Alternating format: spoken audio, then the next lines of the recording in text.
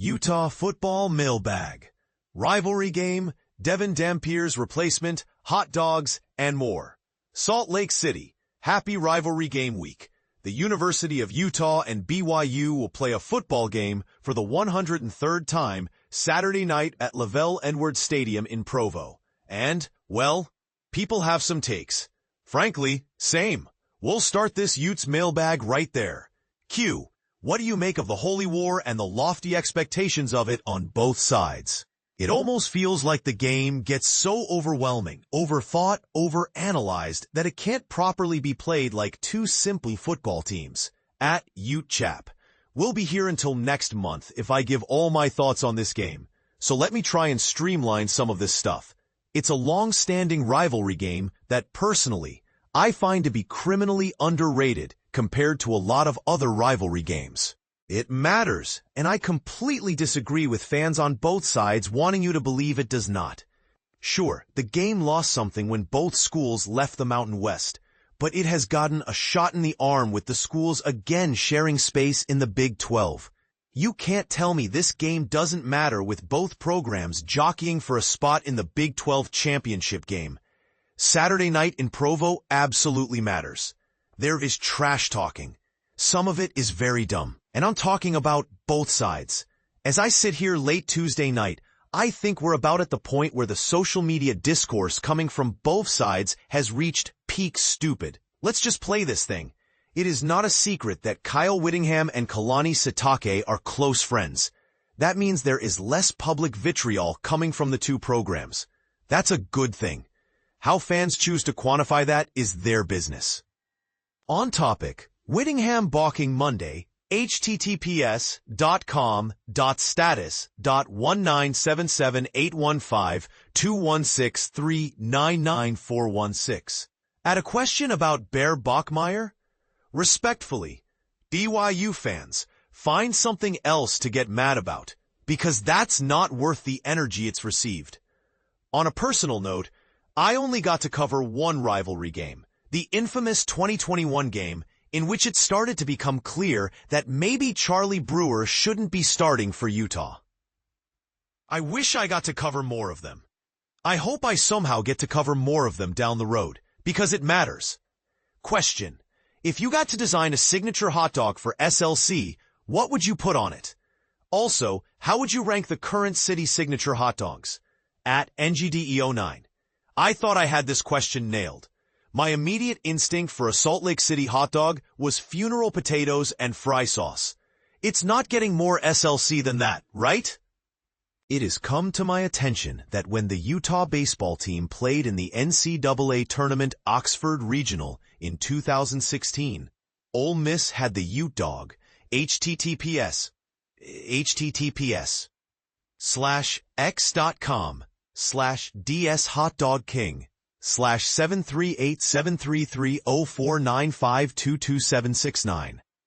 Ref, circ, Twitter embed, tweet embed, Twitch embed, twit term, 3873304952 2st, 3FTA2FA78337, 3FQTB1, ref URL, https://www.redcuprebellion.com/1716/Factory Supply Food City, hot dog sandwiches, complete with funeral potatoes and fry sauce.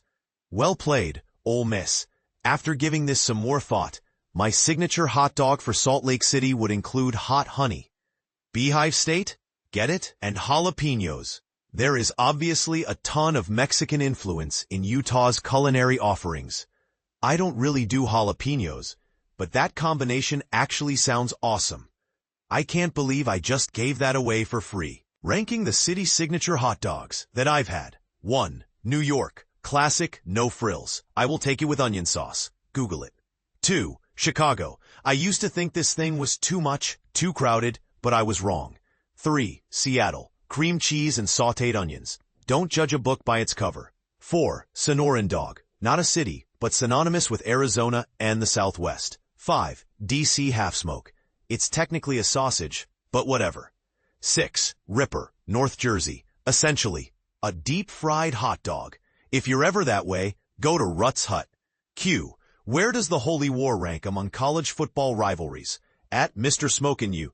I was really going to dive in here, but then I realized that would be too heavy a lift. Earlier this year, The Athletic ranked college football's 100 best rivalries.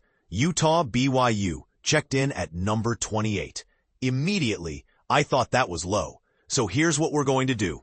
Let's look at the list and decide the first spot in which we can argue to place Utah-BYU. I would be curious to hear your thoughts if you choose to do this exercise. Ohio State-Penn State is a fairly new phenomenon, only about 40 years. Number 8 feels too high. USC-UCLA at number 14? Michigan-Notre Dame at number 18? Talk to me, people. Will Dampier and Merriweather ever get on the same page? At Business of Russ. Utah has now played half its regular season schedule. What reason have I been given to believe that Devin Dampier and Tobias Merriweather are going to become a thing? In 6 games, the redshirt junior wide receiver has all of 7 catches on 16 targets, which means he is averaging 2.67 targets per game. What that number indicates is, Dampier is not looking for Merriweather. The possibility always exists that there is an anomaly somewhere down the stretch and Merriweather busts loose for a big game. But 6 games is a large sample size. Big picture, Merriweather is not a significant piece of the equation. And frankly, I would classify Utah's transfer-heavy wide receiver room as a collective disappointment at this juncture. Outside of Ryan Davis's team-leading 39 receptions, no wide receiver has more than Merriweather's 7. Question. After the Devin Dampier era, who is next on deck? Isaac Wilson or Byrd Ficklin? At Sam Winderart. First, let's make an assumption. We assume Dampier returns to Utah in 2026, right? Whatever bag offered this offseason gets turned down in favor of playing his senior season for the Utes, regardless of who the head coach is, right? Fine, that's out of the way. Next thing, either Ficklin or Wilson is going to transfer this winter. I'm not breaking any news there. That is simply the nature of the sport, not to mention that particular position, where only one player can be on the field at a time. Remember, assuming Dampier returns in 2026, that means another season in which neither Ficklin nor Wilson is the starter. These guys want to play. They don't want to sit. If you want me to choose between Ficklin and Wilson, I'm choosing Ficklin, and some of that is definitely because he is earlier in his eligibility clock, and therefore has more time to grow and mature in offensive coordinator Jason Beck's system. While we're here, one more question. Is Dampier the unquestioned starter in 2026? Hear me out. Ficklin has never faced a first-team defense in a game, but you have a large enough sample of what he's capable of. If you believe Ficklin is your future starter, do you make Dampier re-earn his job this spring? I may be floating a full-blown QB competition here. That is not my intention, but if you think Ficklin might eventually be the guy, it's a good idea to act on that instinct come springtime. Q. Utah doesn't have to leave the state of Utah for 6 straight weeks in the middle of this season. Unprecedented in my memory. Is this an advantage down the stretch? Just Sorensen. Great call. I didn't realize this at all. Utah played at West Virginia on September 27th, then had an open week. The Utes played Arizona State off the open week, will play at BYU Saturday, then host Colorado and Cincinnati before its second and final open week. They do not hit the road again until November 15th at Baylor, meaning they are in the state of Utah for 48 days, assuming November 14th travel to Waco, which is almost 7 weeks. Yes, I would call that an advantage. Your only road game during that stretch does not require a plane, which is a plus. You're in your facility, your weight room, your practice fields, your dorm, your off-campus, your bed, your everything for almost 2 months. I am not a sports scientist, but all of that feels like a net positive to me in terms of limiting wear and tear on your body. If you're limiting wear and tear, maybe you're fresher down the stretch. Of course, the trade here is you're on the road a bunch at the end. Aside from Baylor on November 15th, Utah closes its regular season on November 28 at Kansas. Circle that trip to Lawrence, because that could be a wonky deal. Black Friday on the road, which means they're traveling on Thanksgiving, and an 11 a.m. local kickoff.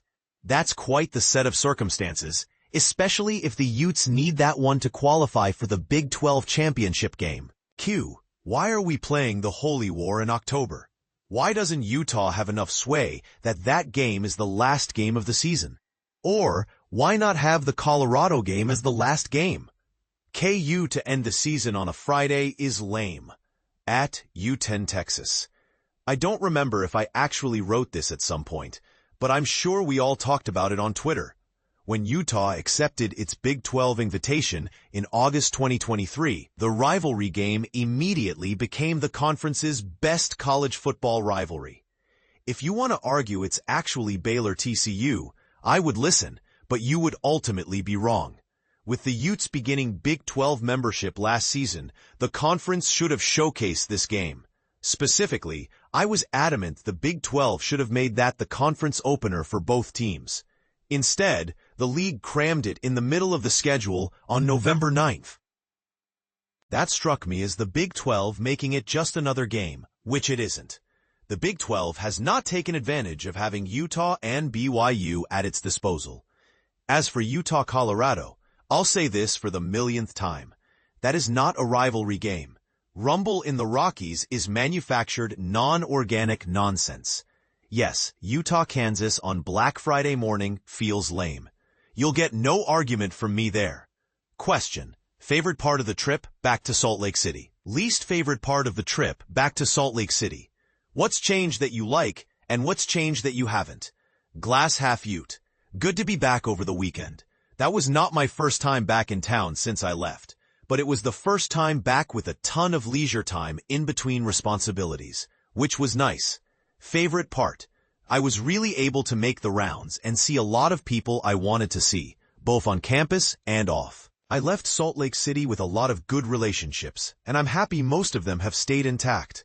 Least favorite part? We used to live in Sugar House. I rolled through the neighborhood Friday afternoon, and sadly, it was devoid of much character. It was already headed that way when we left, but between the amount of small businesses shuttered, a byproduct of all the construction, and the amount of building that's gone on, it's definitely not the place we came to in 2019. What's changed that I don't like? See above. What's changed that I like? Fiddler's, formerly Fiddler's Elbow, reopened. Heck yes.